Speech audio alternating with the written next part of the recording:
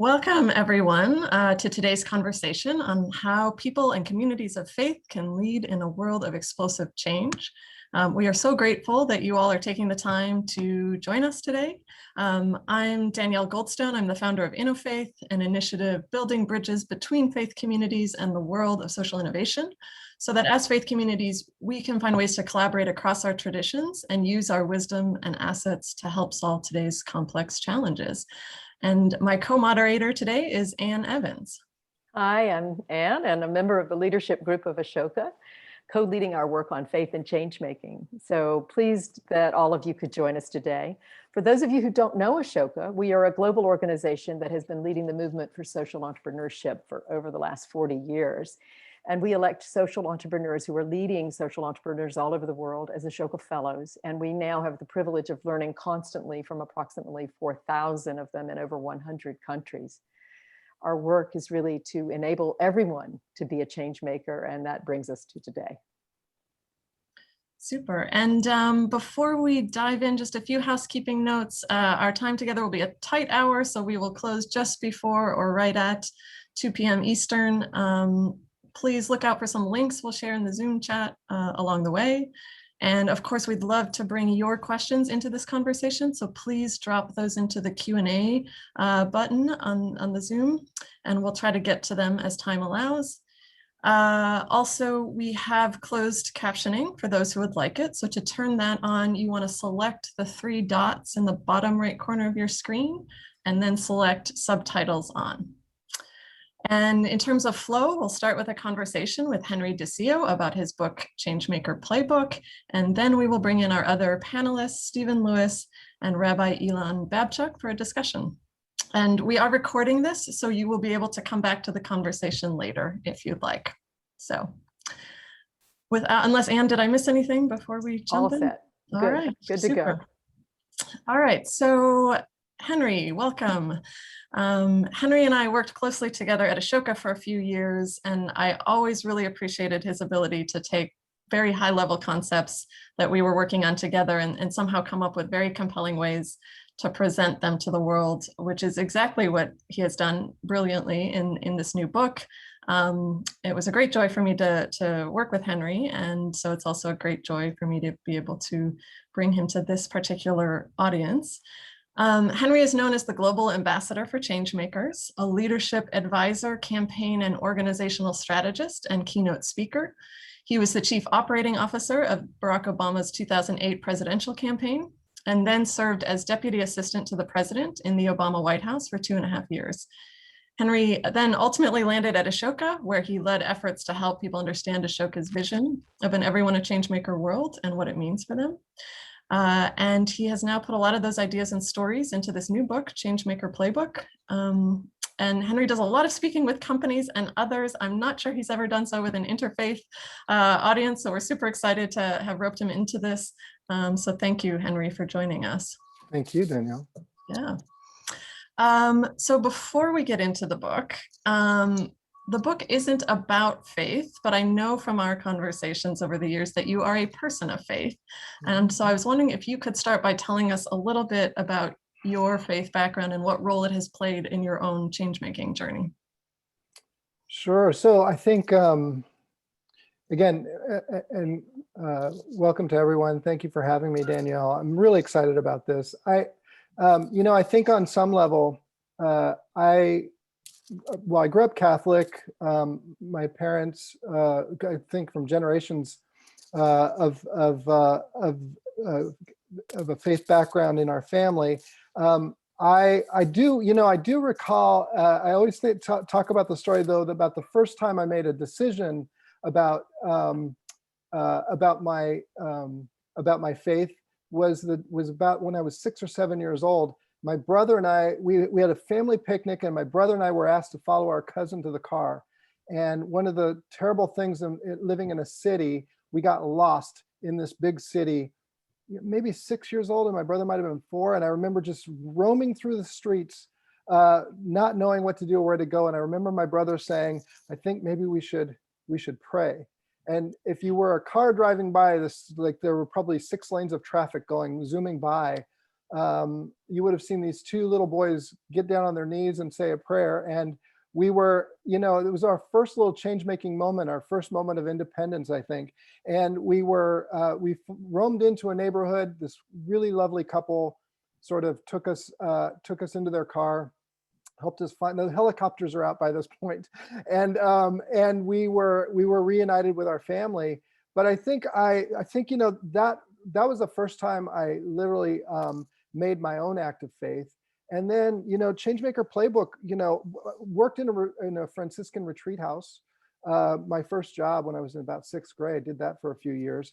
And then I think Changemaker Playbook was just sort of, for me, it was the chance to align, my values that I'd really come to lean into through my work with Ashoka and other experiences with my faith. So it was sort of like the first moment where empathy, understanding the importance of empathy, understand the importance of people coming together around problems and opportunities as a community. All those things kind of came to light as I was writing Changemaker Playbook. I came to realize, like, wow, I finally realized that my faith actually fits my life and vice versa, whereas for so long it felt like my faith was a little out of step with the world. Mm-hmm. So that's really interesting, and I think I definitely want to come back to that kind of later in our conversation with Stephen and Elon. So in the book, you talk about a new game, and you start the book with this great sort of image of a football player getting ready to go out onto the field, and then going out as prepared to play an American football game, but finds himself in what would be known as football everywhere else in the world, a soccer game, which is a really powerful image. But tell us a little bit about what you mean by a new game. What is this? What is that about? Well, it really is, like you said, he's prepared his whole life for the game. He goes out on the field, finds out this different player of a different sort. They don't have the same heavy gear that he has. The field looks different. Then you also see that they're chasing after a football of a different sort. What do you do when the game has changed? So he's got 3 choices. Either he'll probably either freeze in place, which is going to have him push to the sidelines, or he might double down on what he's been prepared for his whole life, which is, which means he'll tackle these unsuspecting players in the light clothing and the flowing hair to the ground. That's going to get him pushed to the sidelines. Or he can get into this new game, and that means, taking off that heavy gear, working new muscles, training very differently, getting new players on the team that know how to play, and also bringing his own players into this new game differently, getting a new playbook. All those things. Well, that's really an analogy for what I discovered through my campaign laboratory, headquarters of Obama, when we had pivoted literally, and I can go into this more, but the bottom line was we grew up siloed and hierarchical, and that was because he announced, and 6 weeks later we were opening our headquarters for the first time. He didn't have a team when he announced, essentially, and so we grew up siloed and hierarchical. Get into your silo and build the system to play in the game that you're in, to catch up with the demand on the organization. But over time, as that might have been the best way to grow up, but over time, those silos didn't work so well as the pace of change was moving faster. Problems were outracing solutions. The one leader at a time system didn't work so well, and we had to let everyone step into their leadership. And one of the lessons from that was, you would have thought that letting everyone step into their leadership, we would have wrestled those forces of change to the ground. The reality is that change not only accelerated, but it became more explosive and omnidirectional, because what I now call the changemaker effect, based on my time in Ashoka, if everything you change changes everything, and everyone is doing it, then you're no longer in that system of repetition making, which is what we've known for generations. You are now in an explosive omnidirectional system of change making. The new game is everyone is in the change game. And when I came out of the campaign, what I realized was that one leader at a time world I'd left behind had also changed. As I came out of the White House with fresh eyes and a rested spirit and this new sort of lens on leadership, what I realized was that we have rising individual agency in the world. We have the tools of change at our fingertips that were once available to a few. So I had my printing presses, I have, I can create content, bring it out into my own network. So I'm a broadcaster now. I'm a first responder. When I was a kid, you'd put a coin into the phone and then you'd wait for emergency response. But now I'm part of the first responder team.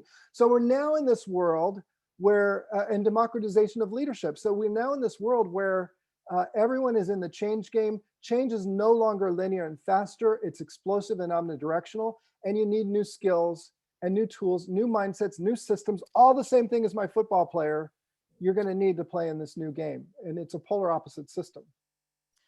And can you say just a little bit more about sort of what that looked like so in the book, you talk a lot about the campaign and how you saw sort of represented the old game that you kind of were ready to play there and how you shifted.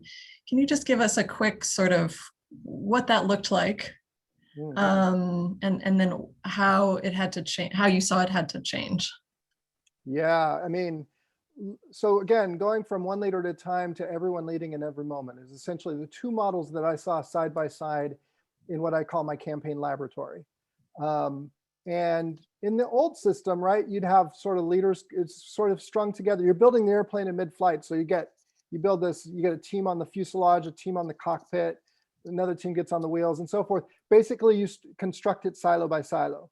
And then you tie those silos together with a morning meeting, and the silo leaders come together. We call them department heads, but the silo leaders come together, make decisions. You take them back to your silo and you report it. You report out. And the silos get harder as you start to build systems for the silo, right? Because you're trying to catch up to build the organization and meet the demand on the organization. So you build your systems for the silo, and people repeat their skills faster and faster in the silo. And then, you're evaluated in the silo as a silo leader based on how well you keep work out and how well you keep morale up. And those two things are inextricably linked. So now the silos get even harder. But again, as we started as the pace of change got faster than we could keep up with, I wouldn't say we had a staff meeting in one day and said everyone has to step into their leadership. It was like we were kind of pushed into this as an organization. We adapted to the competition, but we had some things going on. For example, you had an internet community around us for the first time as a campaign. Usually those things were pushed to the offices, right? The precinct offices, but now you have the community right around you. So you feel the emotions of your stakeholders as they're really part of your organization now. Those lines of internal and external have blurred. You have the white hot glare of the media spotlight trained on the organization. So, you're always a mistake away from a PR crisis. So these things kind of moved us in. And as we went into the everyone leading in every moment system, there were very clear differences in the physics of leadership. The physics of leadership were flipped on their head. So I came in thinking, I was an inclusive leader. I was, an empowering leader, but I had that view of leadership that I think we all carry of somebody being in charge in any moment and that person being the leader. As we moved into this new system, I'm not saying that, we were everyone the leader at all. I'm saying everyone a leader. That meant everyone had to step into their leadership. And as we moved to those from one to the other, the physics, one person big in the old game and everyone else small. In the new game, everyone's stepping into their bigness. Everyone's stepping into their leadership. In the old game, teams constructed on functionally, right? Based on jobs. In the new game, people would work across those old silo boundaries to recruit others based on their talents, not based on their job description or their responsibilities, but their talents and their possibilities. In the old game, information doled out on a need-to-know basis. In the new game, everyone had to act. No one could be passive. So everyone had to have all the information to be able to play. So transparency is a premium. In the old game, you have permission-based. Henry, can I open an office? Henry, can I hire staff? In the new game, it's much more trust-based. You're moving very quickly. And so I have to know that you're going to use your change-making capacities responsibly. In the old game, it's about exclusion. In the new game, it's about inclusion. All these physics have a skill, but have enough empathy to get along with others. In the new game, empathy is the foundation for how you work, because this is a highly interactive system. So all the physics of leadership had completely flipped on their heads from what I understood about leadership and teamwork growing up. And so in terms of what that means for individuals, like what you talk in the book about, and when you were at Ashoka, you talked about this too, but the characteristics, right, that are required now for leading in that type of environment. And I wonder if you could just share what those are, like what allows people to be able to be a leader in an everyone a leader environment. Well, so I didn't know this so clear. I had the physics of leadership in my campaign laboratory. I understood that these were two different ways of working. When I came out into the world, I realized that, I thought I had a management model to begin with. And even when I came to Ashoka, I thought I had a new leadership model that would be interesting. But then what I realized is and you'll see this in the book, I start to realize that the world has made this pivot from one leader at a time to everyone leading in every moment. And that suddenly, how do you play in this new game? Now, I had kind of understood that if I brought my old authoritative voice from the one leader at a time system into the new system, the new game, then I would be rejected. So in one system, you're relied on for expertise and authority, 20/20 vision, point the way and tell other people to follow. In this new way, you have to have 360 vision. You have to know how your change is affecting someone else and vice versa. So I realized those physics. What I didn't know was what became more clear to me after working with the world's leading social entrepreneurs at Ashoka when we were together was that empathy really is a foundational skill. You lead with empathy. You have empathy-based ethics constantly guiding your actions. That's one thing. So empathy is foundational. The ability to tear down walls and bring two or more sides together around a problem or opportunity. That I saw in the campaign, but I got some language around that working with Ashoka and social entrepreneurs. This is more of a team of team system, not that teamwork that we all have come to know. That team, get that skill and execute that skill over and over. So that was a second piece. Tearing down walls and bringing two or more sides together around a problem or opportunity. That's when innovation happens. It's not technology. Sometimes technology helps tear down those walls. Sometimes it's a function of a team coming together. We need an app for that, but that's the requisite skill now. And that was happening, by the way, all the time in the campaign. We saw it all the time, always. And now that's the skill you have to have in the world. And then the third thing is, and so you have to have self-definition for that. You have to be able to have self-permission to be able to tear down walls and step into this, and be a full contributor. Because again, in the old game, you could follow along. In the new game, no one can be passive. Everyone has to see the opportunity and be able to move the mission forward. So that self-definition, the ability to which gives you permission to tear down walls and bring people together. And then the last thing is being able to put your capacities to work for the good of all. I have to know, Danielle, that you're using your change for good, and you have to know that I'm using my change for good. And that way we're trusted actors in this new system. Yeah, excellent. And I think I love the way you encapsulate it in terms of an innovative mind, a service heart, an entrepreneurial spirit, and a collaborative outlook. I think that's a really kind of helpful way to just summarize all of that. So I have a lot more questions, especially about kind of the institutional impacts of this, but I want to bring in our other panelists here. So Elon and Stephen and Anne, if you could join us. And let me just introduce Stephen and Elon. So Stephen, and I should say that these are two individuals that I've had some very compelling conversations with over the last years, and so I'm really grateful that you guys have joined us for this conversation. Stephen Lewis is the president of the Forum for Theological Exploration, which focuses on cultivating a new generation of Christian leaders. He is an organizational change strategist and facilitator, and a leadership development specialist focused on helping leaders to discover their purpose, passion, and calling in life, Stephen is also the creator of Do Good X, a startup accelerator for diverse Christian social entrepreneurs. And in 2020, Stephen co-authored Another Way, Living and Leading Change on Purpose. And Rabbi Elan Babchuck. Elon is a rabbi and entrepreneur who spends much of his time exploring the rich intersections between these two traditions and the abundant possibilities therein. He is the founding director of Glean Network, an incubator and network for entrepreneurs who are building new models of faith and action, and director of innovation at CLAL, a think tank focused on the future of faith in America. So thank you both so much for being here.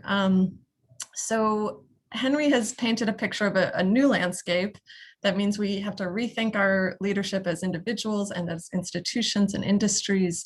I want to ask you guys to help us connect these ideas to the world of faith. So on the individual side, how do you see faith fueling our individual identity and leadership as change makers? Or what is the fuel that faith can provide, and what does faith-fueled change making look like? And on the institutional side, there's obviously a lot of current data coming out that paints a picture of decline in the faith sector, at least in the US, which personally I think that data may belie some of the nuance of what's actually happening in the faith sector, but we can't ignore it, right? More people than ever choosing none as their religious affiliation, membership in religious institutions declining. So I guess my question is it connected? Are we not adapting to this new game as faith communities, or is the adaptation emerging somewhere else? Elon, you once shared with me this idea of decoupling faith wisdom from the delivery system of religious institutions. And Stephen, I know you've thought a lot about change within the institutions and what that looks like. And so I would love to hear both your reflections on kind of what adapting to this new game looks like in the faith sector. And either one of you can go first, whoever wants to jump in. Great, Elon. Stephen, do you want to jump in first? No, go ahead, go ahead. Oh, okay, all right. First of all, thank you, Danielle, for the gracious introduction. I think on an individual level, Henry spoke to this beautifully with a couple of the stories he told. And then on the institutional level, I have a couple of thoughts I want to share there. But I think first and foremost, you have two kind of sub sections in a couple different chapters about human dignity and about how this change-making work is really built on this foundational idea that every single person deserves human dignity, that's really what it means to make change in the world. That if we start there, if that is a starting point for every one of these initiatives, for every kind of wake-up call that someone has, for every light bulb that goes off, is the work I'm going to do going to increase the amount of human dignity that people experience, and we're going to elevate the dignity of every individual that I encounter from here on out? If that is the case, then we're doing God's work. I just want to lift that up, because that's there's a lot of stuff in here that we can translate into the faith world. That's one of the elements that's like a prime number. That is indivisible. We don't need to translate that. Right? If every single thing that we do, no matter how many, tendrils, branch off of any one of these efforts, if that's a bottom line, if that's a key performance indicator, and I'm lifting up another big, question that you bring up, then I think we're good. I don't think we need to translate that. I think that's a starting and ending point for me personally, in terms of the way I experience my calling, both when I first felt it and the way I feel it every day when I get out of bed. So I want to just start with that. And the other piece I want to bring into this about how institutions can sort of change the game is, and Danielle, you picked up on this quite a bit, there's a narrative of erosion of, that faith is falling apart, that the institutions are failing, and I happen to not believe in it. I don't really subscribe to narratives that, that bring me down, that aren't necessarily, I think, founded on the right metrics. And I think that's one important piece that we should delve into. But there were a couple things that you lifted up earlier, Henry, that I want to sort of play with and then just leave them out there. The first is your opening story, which I love, getting lost as a kid. And your brother says, I think we should pray, right? So narrative erosion, abundance, scarcity, I don't know what, for all the lenses that faith folks have, I think everybody in this moment is like, I think we should pray, right? Everybody, right? And we have to do more than just pray. But everyone's in the I think we should pray moment. I just love that that's where you started. But you used another metaphor about building the ship while it's in the air, right? You said building the airplane mid-flight, which is a great sort of metaphor for what it means to start a new initiative, whether it's, you define yourself as an entrepreneur, a spiritual entrepreneur, social entrepreneur, or just a change maker in the world. A lot of that feeling is like, okay, I'm going to take the leap and then I'm going to sort of figure out where the engine's going to go and how to get the wings attached. I think for institutional leaders, and this is in America, 384,000 houses of worship, right? So we know that there are many, many, many institutional leaders asking this question. I don't think it's building the airplane mid-flight. I think it's more like the metaphor of Theseus's ship, right? That this is like, from 400 or 500, Plato introduces, and Heraclitus introduced this other idea that if there's a ship that sits in harbor for a long time and over time, each plank rots out and needs to get replaced, that once all of the planks have been replaced, is it a new ship? And for me, that's the metaphor that I want to play with, not the airplane, but the ship. And I guess the question then to introduce is how does an institutional leader ours are not ships that are in harbor, they are out in uncharted waters. How do we replace those ships board by board to create that culture of everyone a change maker and still stay seaworthy along the way? That's great. Again, I too want to extend my gratitude, and it's a pleasure to be here. And so I would just kind of build upon Elon's reflections and just say this. I've been using for the last few months this piece by Octavia Butler, The Parable of the Sower. And in the story, it centers a young African-American woman, 15 years of age, in the year 2022 to 2032, and how everything has changed. I mean, everything's exploding. And what we see is just the rise of inequity and all in kind of in disproportionate portions. And she's coming up and wrestling with these ideas about how does she participate in the world. And one of the things that she does is she starts this new trajectory from her Baptist roots and creates a new faith tradition. And she has this beautiful kind of idea about God where she says, all that you touch, you change. All that you change, changes you. The only lasting truth is change. And then she says, God is change. If individuals, regardless of their faith traditions, could embrace this idea, this concept that God is change, even in our learning, in our devotion, in our application of our faith, we are evolving. And so then our ideas about God is evolving, then therefore, so we and God are changing. And so this idea that individuals could be a change maker could be rooted in this kind of idea that all of us are participating in creating, hopefully, a not just like dignity is the starting place, but how do we create spaces where we all can thrive? How can we create the kind of environment that is attentive to our own well-being as neighbors, as partners, as colleagues, as social responsibility, as collectives in this particular work? And so I would just kind of lift that up as I think about individually. Now, organizationally, I do think this is connected to a lot of what you've already written in the book, Henry, about the landscape has changed. And part of the reality is that not just institutional leaders are kind of trapped or stuck or find themselves in an old organizational model, but what we see ourselves doing is worshiping a form that may not be transferable to this context. I talk about this idea when you look at the 20th century of transportation, and you think about, in the earliest 20th century, you know, some people may have used, you know, some type of a horse or a buggy.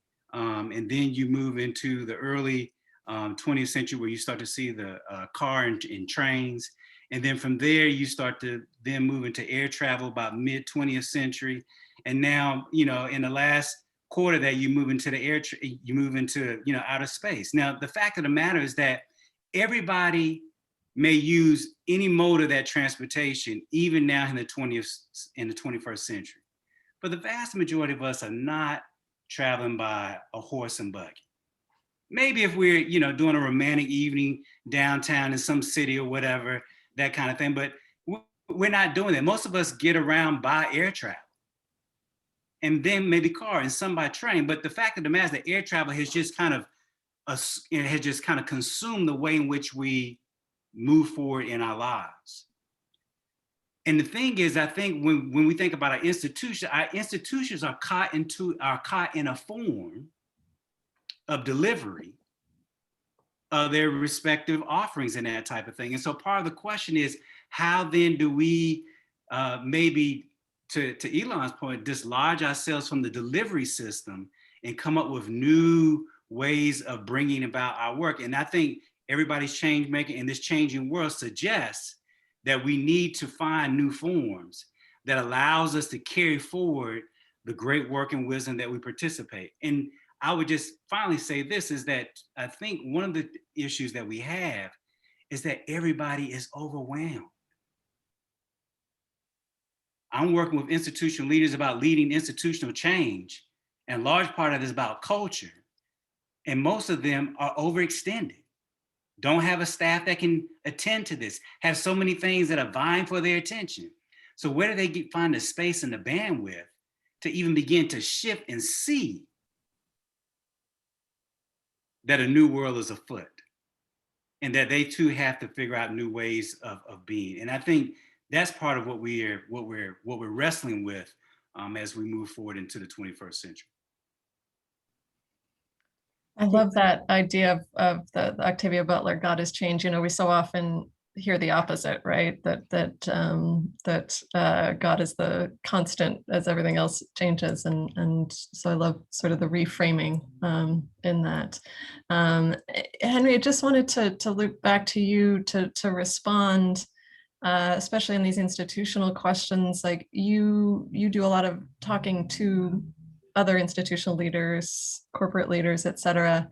The elements that you talk about, that you mentioned, individual agency, the powerful technology that's available to us all, the democratization of leadership, all those things that are feeding the possibility of everyone a change maker, everyone a leader, seem to also be maybe driving a turn away from institutions, and which I don't know is always a good thing insofar as the institutions are often the holders of our shared values and goals. And so to these points about how to, Elon's point about how we rebuild the ship board by board, right? What do you tell institutional leaders in terms of how they can build an everyone a change maker institution? Yeah. Look, I love both the points Elon and Stephen made. Fantastic.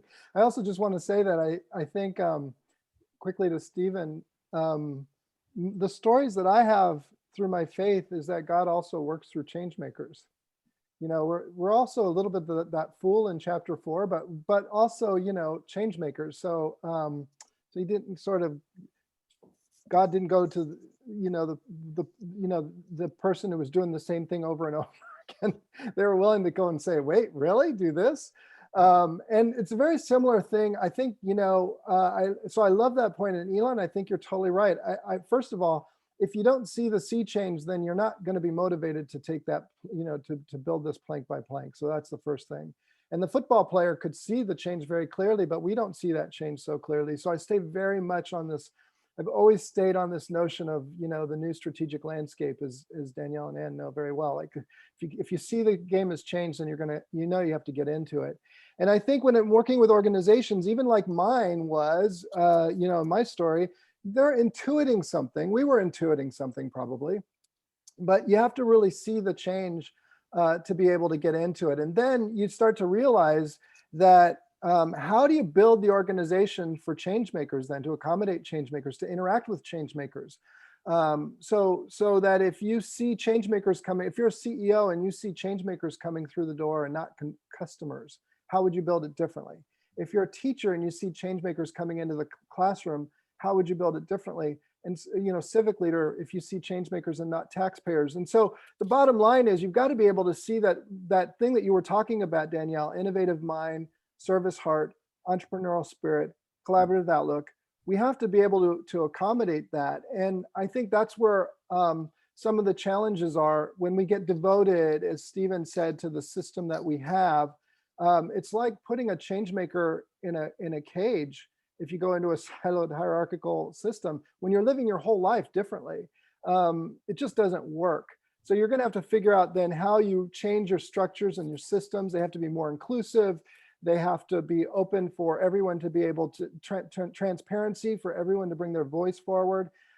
That's where I think some of the challenges. And I think at the end of the day, the leader who sees the new strategic landscape and then can accommodate that. I mean, imagine if you stayed devoted to the system, like Stephen said, and you hire the communications manager today. When I was coming up, the communications manager had to have a message for the CEO and 3 channels or 4 channels. Now, if you go through the system and you are a communications graduate now, and you're building a message for many channels for the CEO, and you're not understanding that all 3,000 of your employees are wired, they're on Glassdoor, they're on LinkedIn, they've got all the tools that your CEO has. If your CEO is saying one thing and your employees and your team is saying another, on the campaign trail, when there's not an alignment between deed and creed, that's a crisis. And so many organizations today are living in a permanent crisis because they're not understanding this shift and the new agency that employees bring with them. And therefore, they're not building the structure to accommodate that. I think this might be a good place to chime in with some of the questions that also are coming up for those who are listening. And a lot of questioning here about, so what is the first step? How do I get started in this process of returning to a more humane spirituality also that restores human dignity? And if this is what we want, how do we begin to start down this path? I mean, I'll kick this off, but I think Stephen and Elon are going to have a fantastic response, so I'll make this short. The first step is to see the new game. And then that means now we did this a lot in Ashoka, honestly. I mean, the pivot going from an organization that had sourced the world's leading social entrepreneurs for 30 or 40 years to one that's now talking about the new game, the 2 new tools for the new game. It wasn't about the social entrepreneur. It wasn't just about the social entrepreneur and the great work they were doing in the world. It was also about what can we learn from how they work that we can all use. And that was a big pivot for our organization. And we had to then learn. We were constantly in a learning mode as we would gather weekly to talk about what are the new elements of how to get into this new game. What do we have to do to change how we work as an organization in this new system? This is going to be the question for every family, every household, every organization. Is how many of our people are change makers. Imagine the education system, talking about that old system. How do you get this to move forward from an institution built for repetition? And this is a lot of where some of these challenges are, Danielle. Institutions were built for repetition making, not change making. So they're going to have to change plank by plank. When my kids, who are now 13 and 11, were going into kindergarten, I knew that 65% of job types that they would assume at year 12 and year 16 had not yet been established. And yet they were still going, I was still putting them on the assembly line to everyone a vocation, when we're now in a world of everyone a change maker. So it does mean that schools and parents, by the way, in our home lives, we're going to have to figure out how to insert for them on this assembly line the skills of empathy and teamwork and change making and putting an empathy-based ethics. And all of those things that we're talking about are going to have to get inserted into a system that is pretty rigid.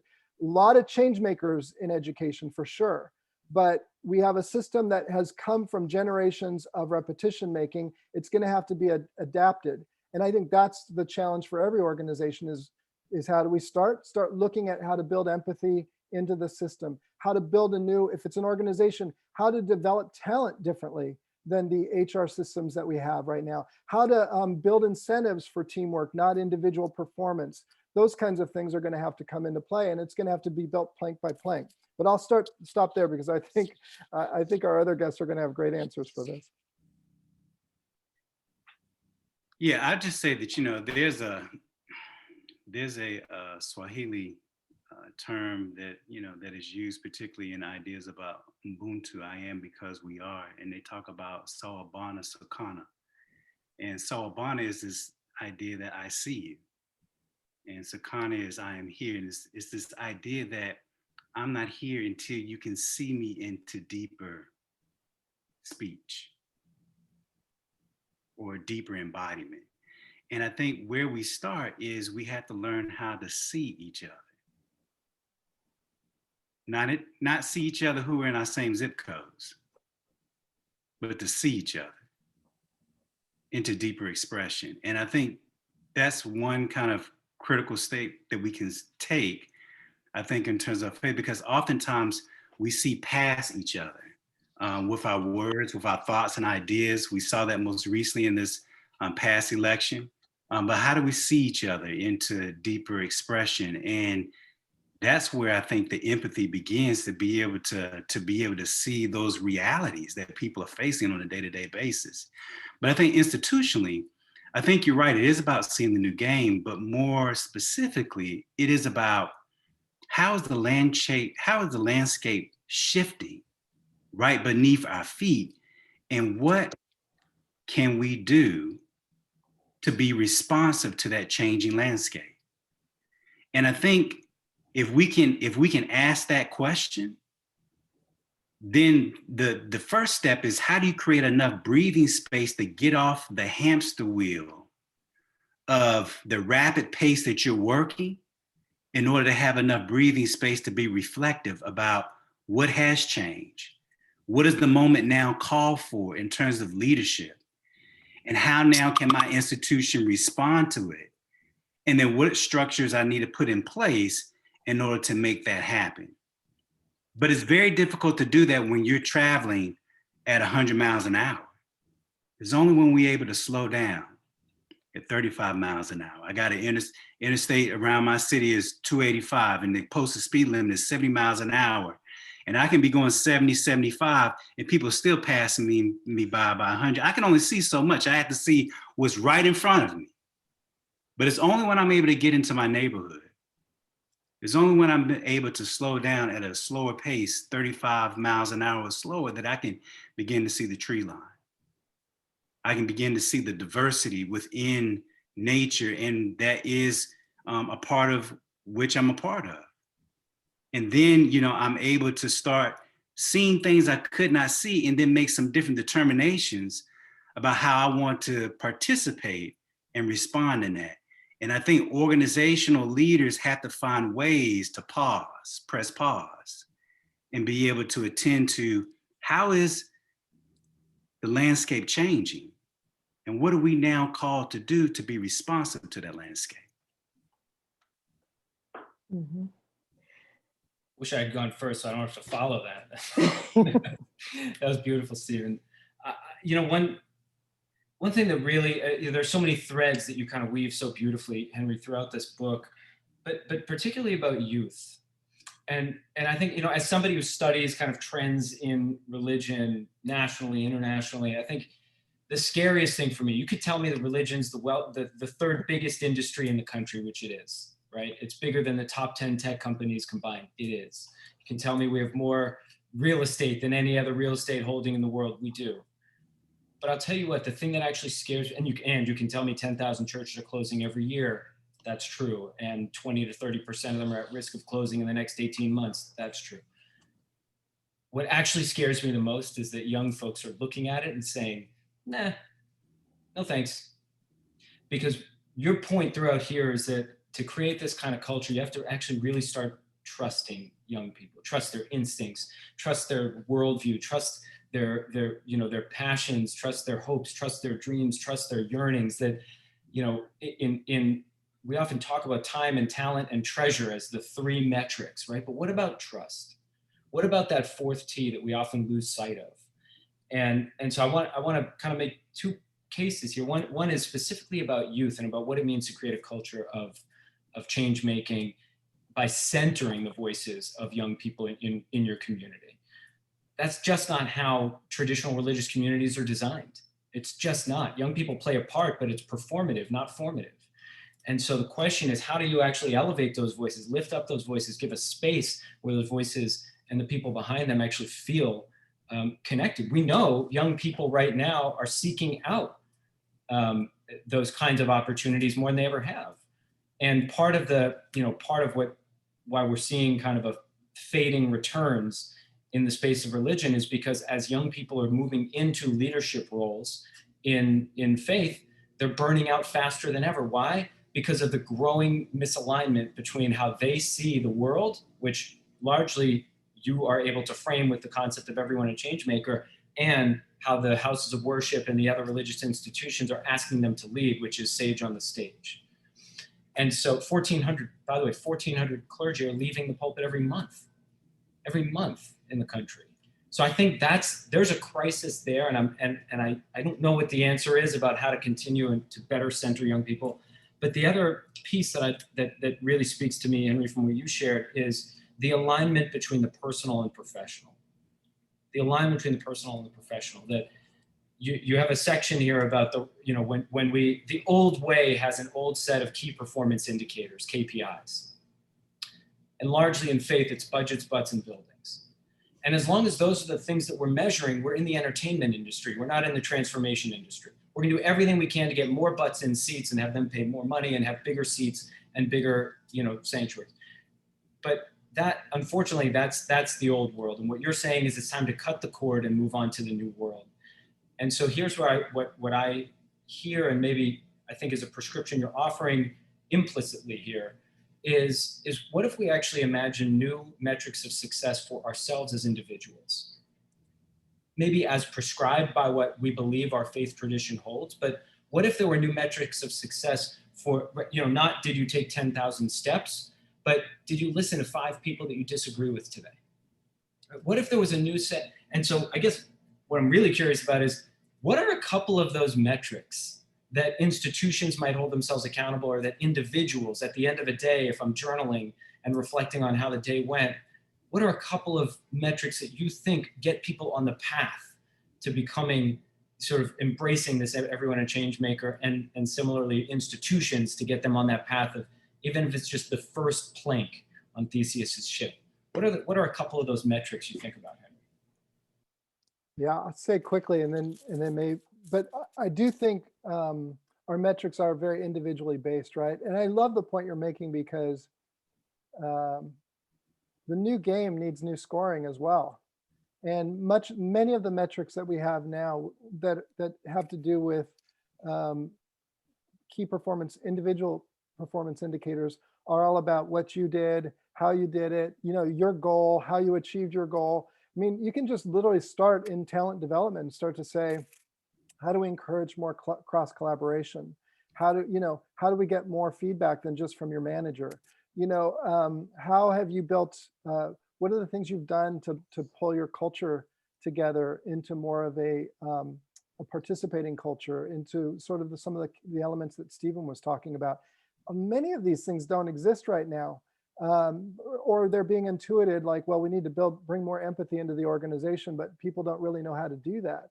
So it is, I do think the scoring has to change, and it's so I remember a CEO saying to me once, look, I love all this, but I still have my KPIs that my board has placed on me. So the stakeholder universe is always a pressure as well. And I think it's just going to be, I think you got to get right to this piece that Stephen is talking about, which is, how do we see each other? How do we listen to each other? How do we then build a culture? By the way, when we started the Obama thing, we didn't have any of that stuff, right? We were blank. 3 things from him: build it from the bottom up. So that speaks to this whole idea of leadership and participation. Put the tools right, right at the lowest, in the lowest rungs of the organization. Respect everyone. So now you have another metric here, another cultural guidepost. And then the famous one, no drama, right? Check your agenda at the door. We're in this together. So I go right to, what are your values, and are you leading with your values as an organization? And are those values the right values for today's world?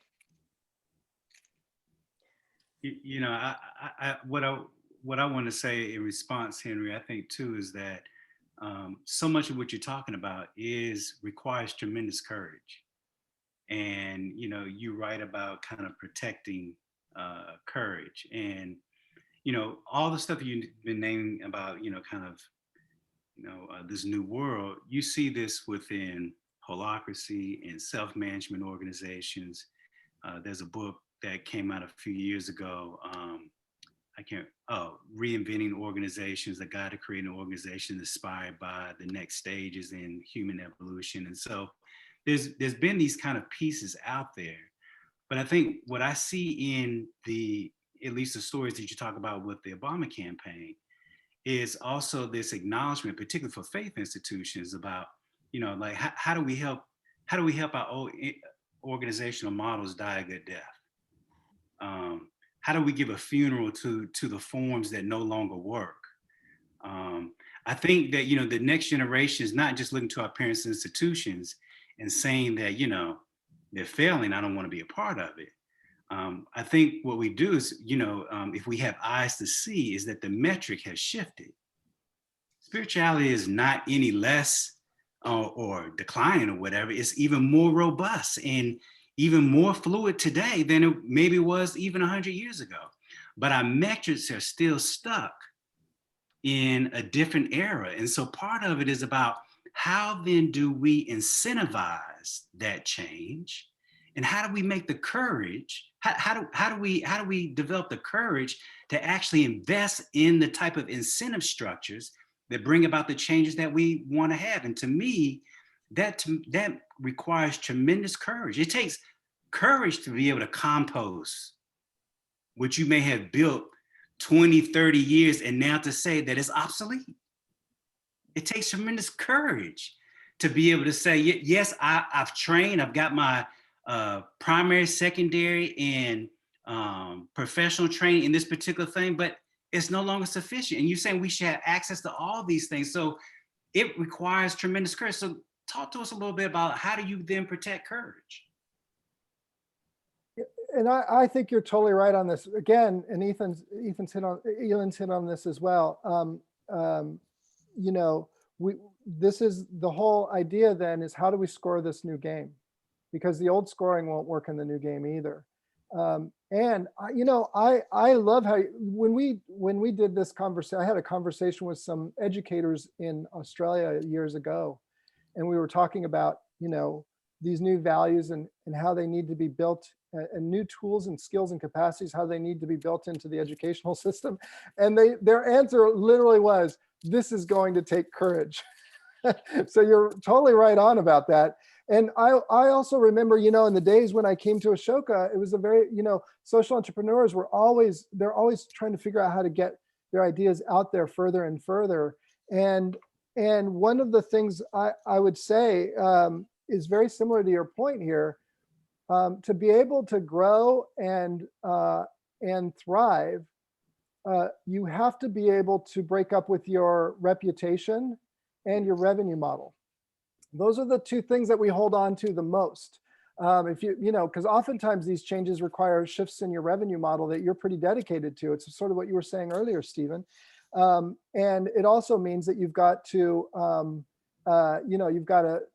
break up with what you're known for to actually go to the next level. And so that means oftentimes democratizing some of your knowledge and some of those things. So I think you guys are on the right point. I think it really gets to, for me, it gets back to, the piece that Elon was saying, which is you have to see the sea change, and then you have to start building plank by plank.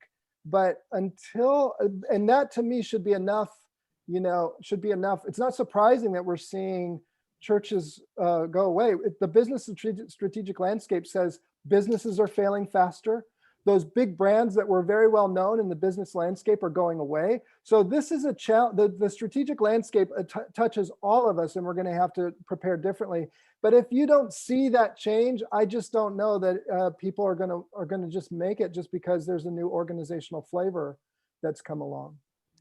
Well, I'm sorry, folks, to have to be the bearer of bad news, but we are going to have to bring this to a close. What a fascinating conversation. And I think that by pointing us to, as you all have, to some of the new pillars and that we can point at, human dignity, respect for all, trust, and building it from the bottom up. These are the kinds of things that if we can together find the people with courage who are willing to walk with us and ask the, how might we do it that way question, then we have a chance to rebuild the institutions plank by plank to move forward. So I would like to just let you know that this fascinating group, of course, we want to remind you, is this discussion is available on a recording.